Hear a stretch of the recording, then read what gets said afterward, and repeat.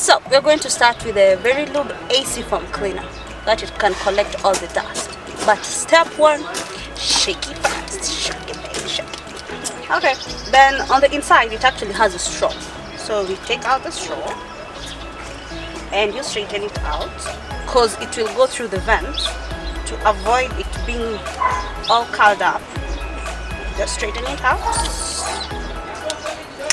Then we connect it to this hole that it's supposed to be put in.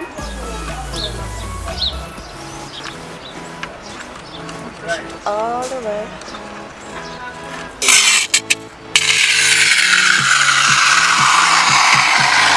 Just make sure that the car and the AC is actually off.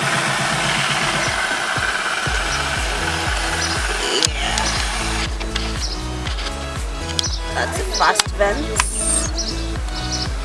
And make sure that you have like a cloth in hand. That should be quite helpful.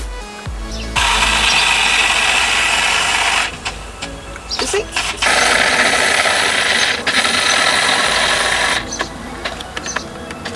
So you just start the car. Then AC on.